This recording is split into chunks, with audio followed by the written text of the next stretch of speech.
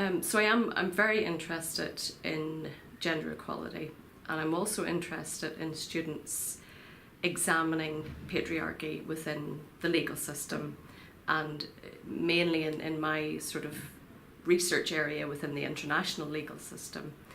And that can be a bit challenging because it often doesn't arise for students, and there's an assumption that just because, for example, we talk about in human rights law the equal rights of men and women, there's a perception that that means there is gender equality. So what I like to do is take a very well accepted principle in human rights law, which is torture and the prohibition of torture, and show that that's as a result of a patriarchal approach to law. And that is very confronting because everyone agrees that torture is wrong, usually. And so it can be a bit challenging for students to hear me criticise international law that prohibits torture.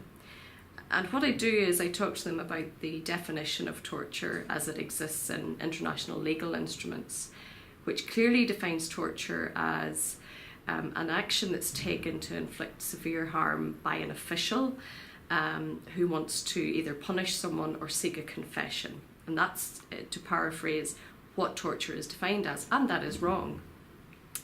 But the type of harm that is inflicted by that action is not dissimilar to the domestic violence and violence against women that women experience in their homes and in other places every day. And yet, for a long number of decades, that was not reflected at all in international law. And in fact, when the Convention on the Elimination of Discrimination Against Women was drafted in the 1980s, there was no mention of violence against women as a human rights issue, which seems incredible today.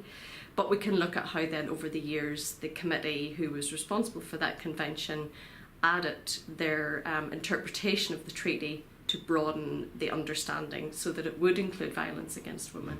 So I like to use content like that is very well accepted. The students will know something about torture. They'll believe usually quite strongly that it's wrong and that it should be protected by international law and domestic law.